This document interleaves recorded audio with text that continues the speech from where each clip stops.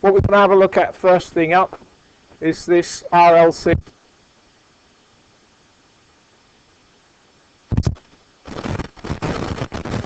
inductance and power ohm capacitor. And we're going to look at calculating the total impedance, ZT, the total current source, that's this I2 here, two separate currents, the current through the inductor, current through the capacitor, using this to prove that they add up to IT. That's what Kirchhoff's current law says. Okay? So,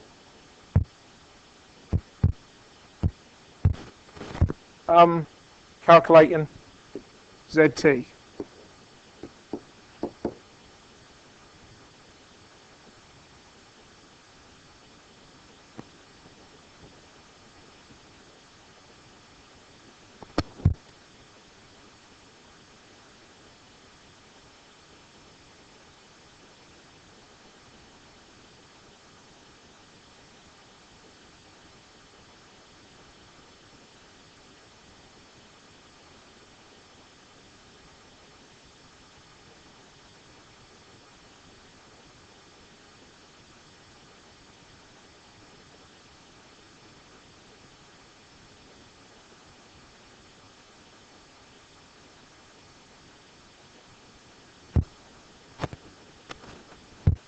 Now that we called the inductor and its resistance ZL and the capacitor ZC, how can we write an expression for the total impedance of that circuit?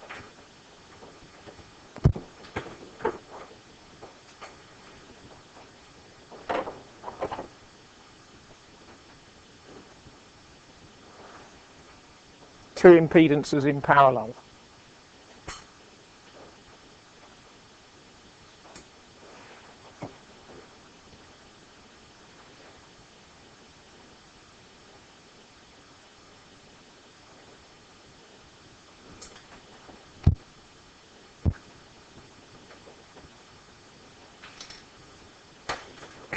Product over sum. So it's going to be ZL ZC over ZL plus ZC.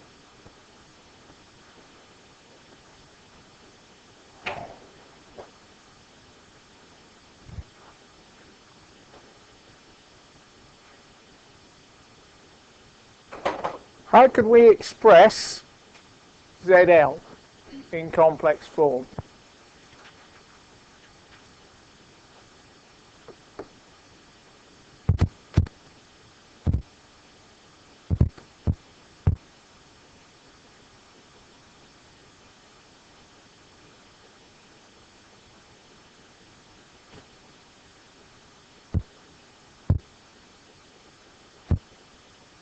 Been given the fact that R is 5 ohms, we've been given the fact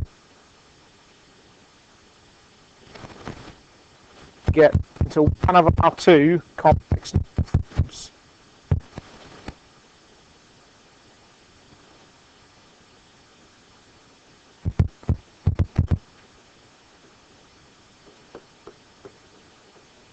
R plus XLJ,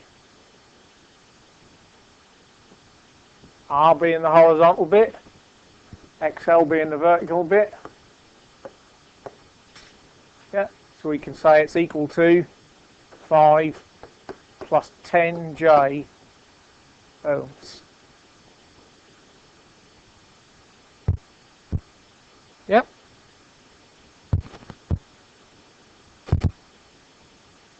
We express ZC complex form.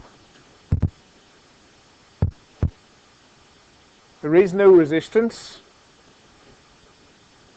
There's a negative because it's a capacitor.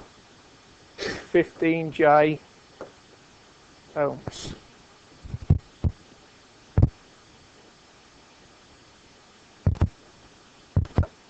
Everybody happy following that so far?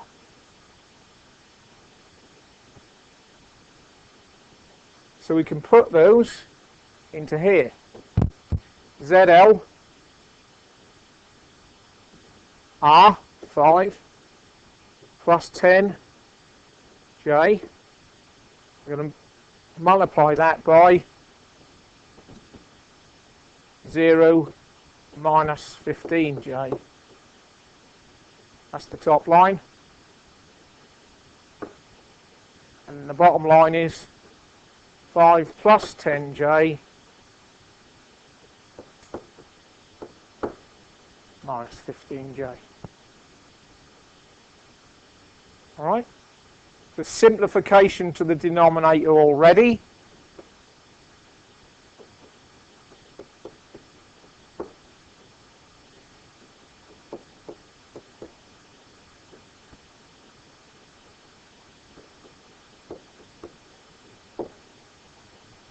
If my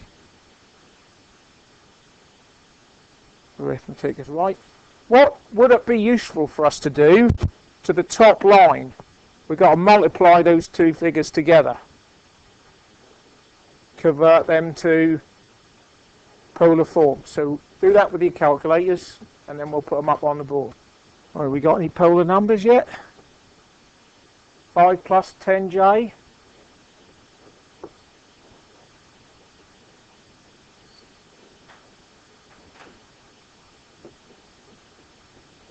Yeah, we'll go 63.4.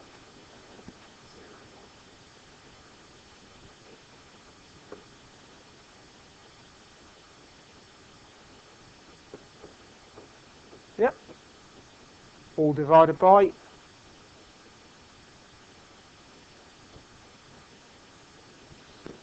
7.07, angle minus 45 degrees. Yep. So now we can multiply out the top line.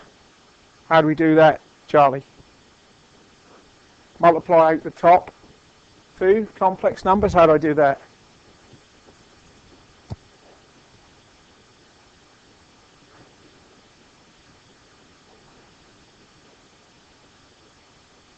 And you got them the wrong way round, Charlie. You multiply the 11.18 and 15 and you add the angles. Right? Yeah?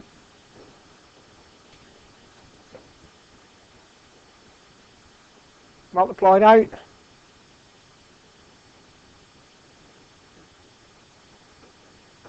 .7 I got, depending on what other figures you used.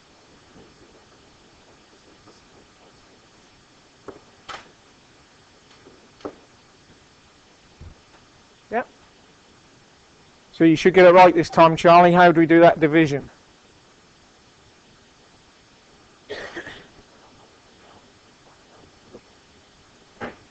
How do we do that division?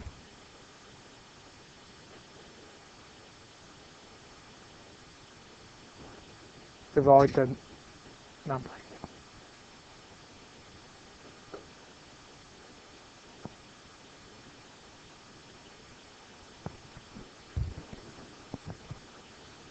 .6, sorry.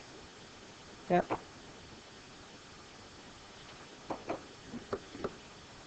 Angle.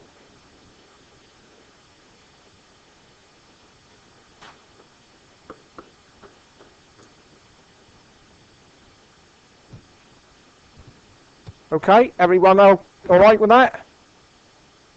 So that's our total impedance for the circuit. B I is equal to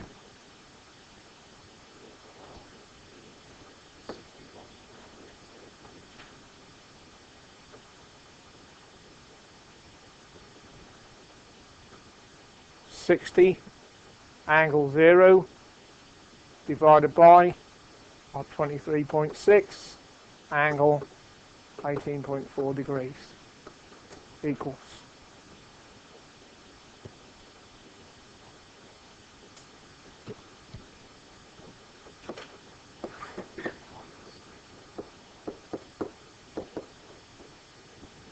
Okay, right, carry on. See if you can finish that question off now. Calculate the other two currents and then convert them to rectangular and add them together, and they should add up to 2.54 amps at angle 18.4 degrees, as near as damn it, allowing for conversion and rounding errors and stuff. 63.4. So to find the individual inductor current, divide the voltage by the total impedance of the resistor and the inductor in series ZL, which we calculated earlier. Come out with 5.37 amps, angle minus 63. Already more than the total current flowing I in magnitude or apparent magnitude. IC, V over ZC, 60, angle 0 degrees, over the 15, angle minus 90. Answer to that is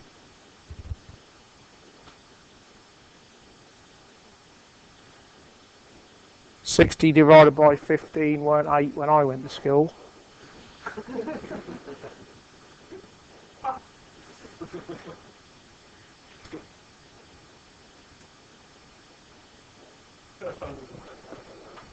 Four amps, angle 90 degrees.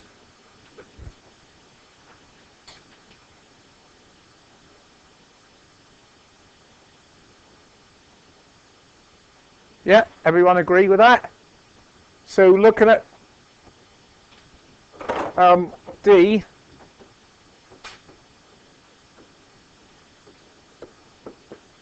prove Kirchhoff's current law. Kirchhoff's current law says these two currents, IL and IC, should add up to this one, because that's a current going in and their currents going out. All currents going out add up to the current going in.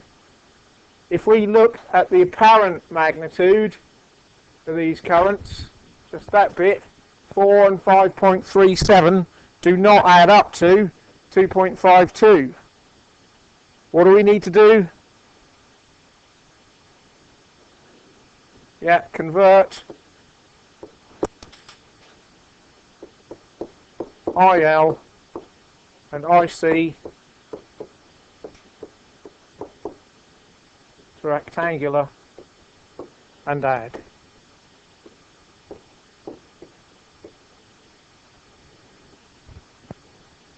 Right, so IL in rectangular form is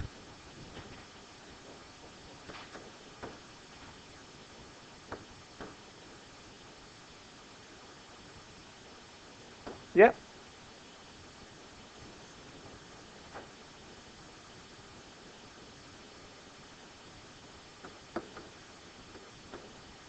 And IC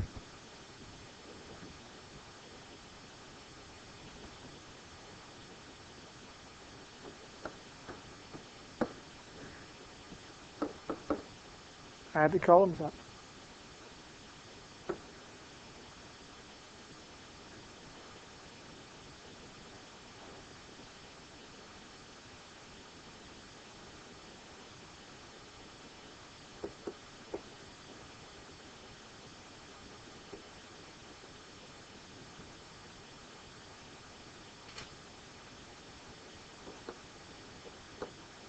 And then convert that to polar.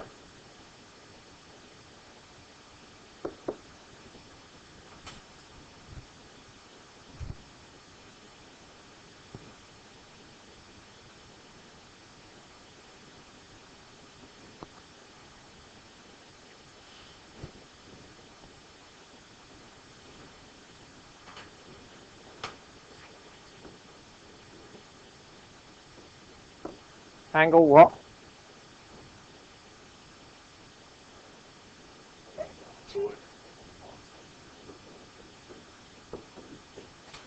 Which is as near as damn it, allowing for the fact that we converted a few times the same current.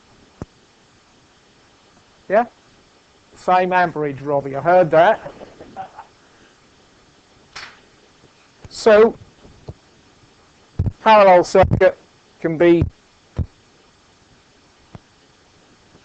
done in AC, as long as you're comfortable with this two different forms of complex arithmetic, multiplying, adding, and so on, and converting between the two. Reasonably easy. You're going to get something that requires you to do that in the exam of some sort. You're going to get a DC question and an AC question. Alright? So, moving on.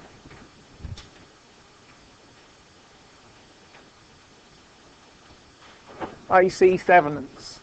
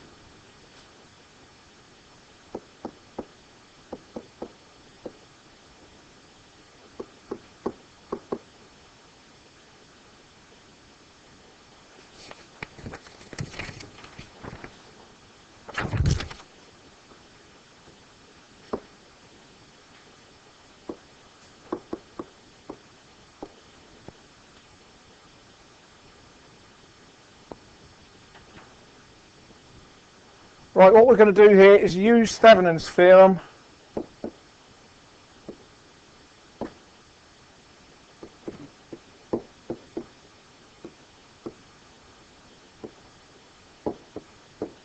to find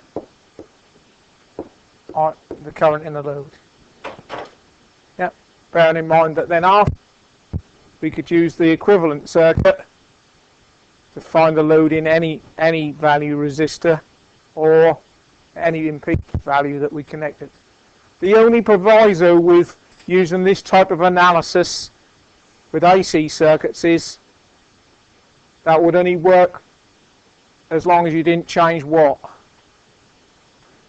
Frequency. Yeah, because frequency would alter the value, the impedance value of these two components.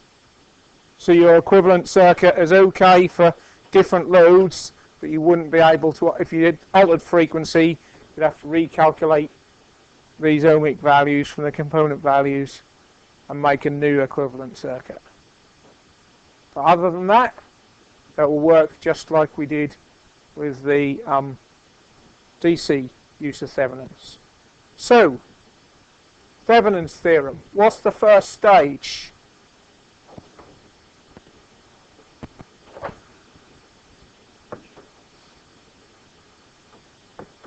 Stage 1, we remove RL.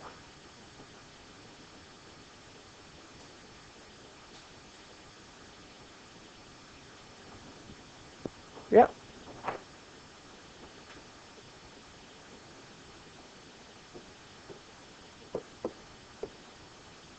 To leave open terminals.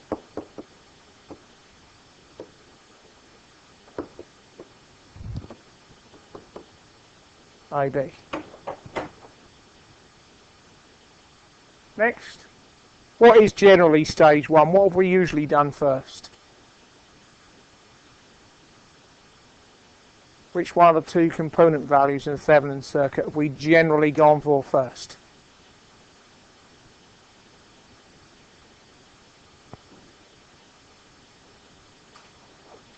What two component values have we got to find? What does our Thevenin's equivalent circuit look like?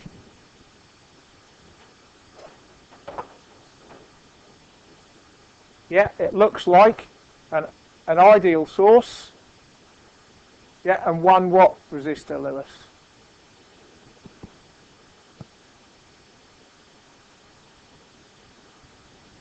Sorry? There is one ideal impedance and one resistor, but how are they connected? In series, yes. So our equivalent circuit looks like that. One source, V little t, one resistance, or in this case, I should say, one impedance, Z Thevenins. There's our terminals A and B. So we've got to go through two processes. One to calculate the value of that source, and two to calculate the value of that impedance. You need to work on knowing this process. Norton circuit, what does that look like? It's completely off this track, but what does the alternative Norton's theorem circuit look like? So what? That's parallel resistor, but what's the difference in the source? Now, that neither of the two ideal sources are, it's a current source, isn't it, instead of a voltage source. So Norton's is a current source in parallel with a single impedance and two terminals. Thevenin's, Norton's. Okay? Not going to do Norton's with AC, I'm going to leave that, we're just going to do Thevenin's with AC. Okay? So what process do we go by if we say we're going to find V Thevenin's first? What do I need to do? What's the overall aim? What is V little Thevenin's equal to? This is about remembering what the process is, remember.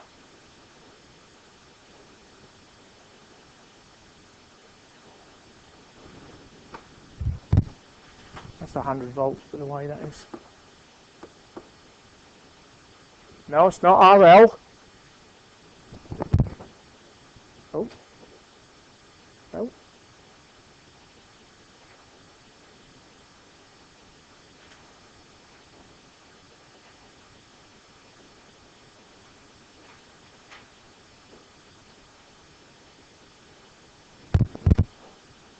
The volt drop somewhere, yeah? That's the open terminal voltage. VOC is equal to, or V Thevenin's is the open circuit voltage with the load removed. So now how do we go about calculating that, Catherine? What are you going to start with? So can you rephrase that, please? AC. Total impedance. Yeah.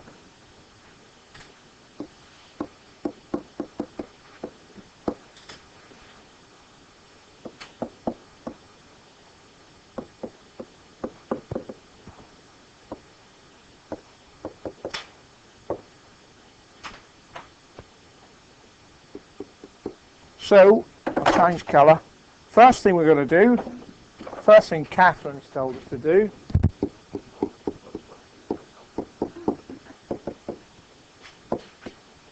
total impedance.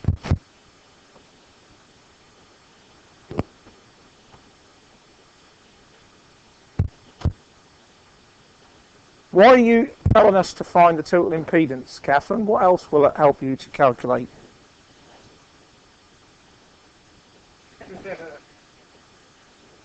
Jack, you'll get banned in a minute. You'll be able to find the current, and that will allow you to find volt drop where the open circuit voltage is this volt drop across just the, in this case, what are the terminals A and B connected to? XC. So if you find the voltage across XC, you've got the open terminal voltage. Yep. Okay. So off you go. Calculate ZT. No, that's stage 2. Looking back in, it's finding. Remember, we're finding the total impedance of this bit to that source. So we're finding, in my view, Z capital T here. We're not finding Z little t, the Thevenin's impedance.